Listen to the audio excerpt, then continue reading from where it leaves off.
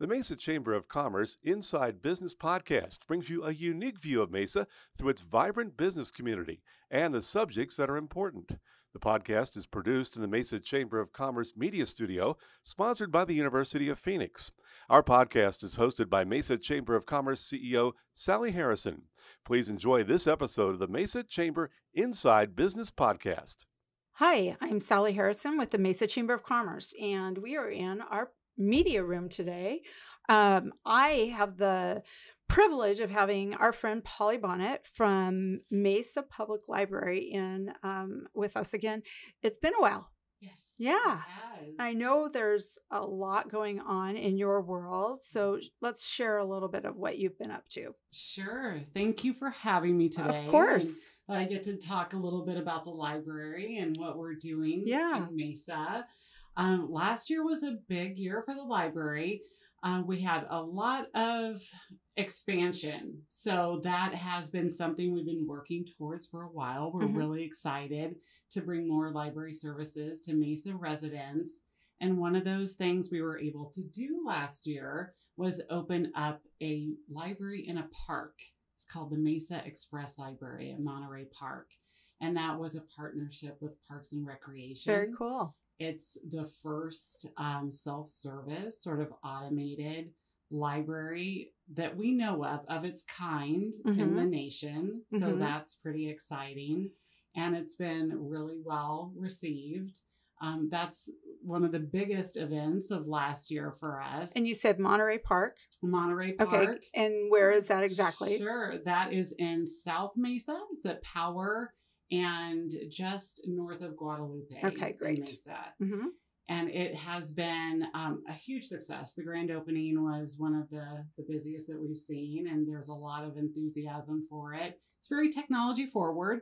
So we're trying to encourage those interactive moments in the library, but outside of it too. We have programming space, a story walk for active literacy, we like to call it. Nice. And then it is located in an area of Mesa that needed library services. So it's been one of our favorite projects this past year, but really well received. And the great thing, if any listeners or if you have watched Parks and Recreation, we were able to do a parody spoof marketing campaign with our Parks friends on library and park differences and how we may differ in personality, but we came to appreciate each other's differences and see our commonalities. Where can we see that? That is on our social media, the Mesa Library social media page on Instagram or Facebook. Okay, cool. And it's worth a watch. Very fun. Yes. Very cool. Well, the library obviously is an invaluable tool for small business. So can you share with us some of the things that a small business owner could take advantage of? Sure. We have, of course, our collections. We can do a curated book collection, whether it's marketing, business plans, management, small business or entrepreneurial business interests. We can curate those lists for you. We have LinkedIn Learning that's free with a library card. Nice. So you can take courses, curated courses. Now, are those in person or online? Online. Okay. Yep. Through LinkedIn Learning, but also we do have some in-person small business classes. We will probably start those up in the fall. So I would just encourage everyone to check our calendar out. But we did have a series of small business prep and SCORE retired executives who were working with our patrons and helping develop those business plans and then get you on your way to a successful launch. That's great. Or strengthening your business. Sure. Well, I know you have a lot of tools available. Some of the libraries seem to have different kind of, not specialties, but different tools available. Yes. Yeah. That is one thing. Well, speaking of the big things that happened last year, we opened a Think Spot at our Dobson Ranch location. And that is our third makerspace. We have a think spot at each of our locations, Red Mountain, the main library, and Dobson. I was not aware of the last one. That's good. Yes, that opened almost a year ago. And again, something that the community was very enthusiastic about because you do have access to tools and resources you might not at home. We have a studio space. We have podcasting equipment like we have here if you want to start a podcast. But the studio space has equipment, software through Adobe, and I am blanking on the name. It is video editing software through Apple or through the Mac that we have available. And we have a lot of business owners who come in to do commercials in our studio. Oh, cool. Film there. We have a green screen or do promotional material for their business. We have a Glowforge laser cutter. We have 3D printing machines. We have vinyl cutting. We have VR equipment. How you can use VR for your business and do a virtual business model before actually building out a business. Very cool. So a lot of different resources that you might not be aware of. Yeah. It sounds like a small business dream. We hope so. Yeah, we definitely want to help in that pipeline. Yeah, obviously a small business isn't going to be able to invest in that kind of equipment right up front. Right. Yeah, and that's great. It's easy to use. We have online tutorials. Once you finish that certification, you can sign up and use the equipment on your own. That's great. So what's popular at the library these days? We have a lot going on. Some is our Think Spot programming that I kind of touched on. Always our programs for small kids. One thing that is upcoming that's always been popular in the last several years since we launched it was Valentine's for Seniors. So in February, we have a few events and we have a drop-in for anyone who's interested to come in and write a Valentine to our seniors. And we deliver those throughout the city just to spread some kindness and care to our senior residents. And that's a great program that was launched a few years ago and gets popular, more and more popular every year.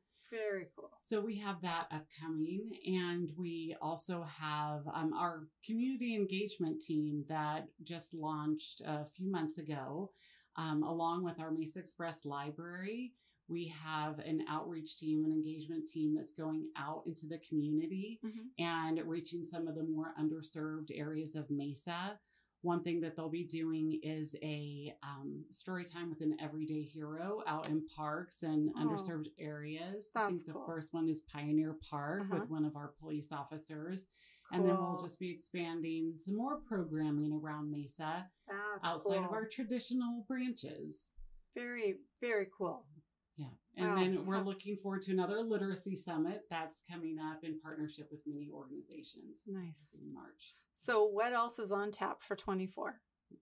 On tap for 24 is the launch of our bookmobile. So we are getting a bookmobile. Fun. That is in production right now. And Mesa had a bookmobile on a much smaller scale, probably 30 years ago or so. So we haven't done this for a while, but we recognize the need as Mesa grows and continues to expand our, well, not just our service area, but geographically throughout the region.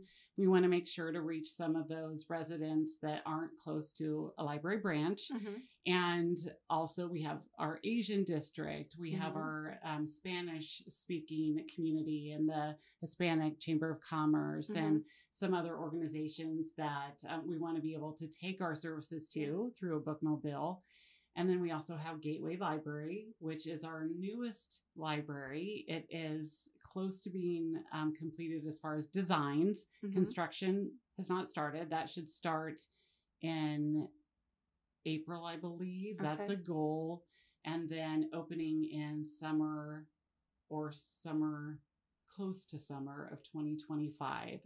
That will be located in the Great Park at Eastmark and will serve the Southeast Mesa community, a full service branch. We're trying new technology at this branch. We want to adapt and evolve with the rest of our community. while still providing our traditional resources. So we're thrilled. It's our first library branch that we have built full service since Dobson in 1987. Oh, wow. Well, it's time. Yes. That's awesome. Yes. And what a great location for that. Yes. Yeah. We have had such a great response from the Southeast Mesa community.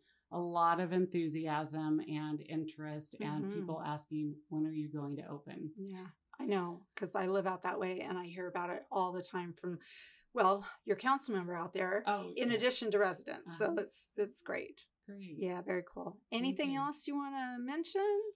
Well, we're always looking for new opportunities and ways to serve Mesa residents. So if there are ideas you have for us, please reach out. We have a comment suggestion form on our website, mesalibrary.org.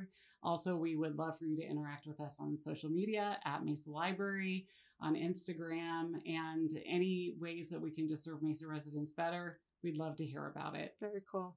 And the library cards are still like an actual card that you get handed. It's very cool. They are. We have cards. We do have an e-card now just to make it easier if you're out at a bus stop or at the light rail. You can get an e-card and download digital collections. But our physical card gets you full access. Yeah.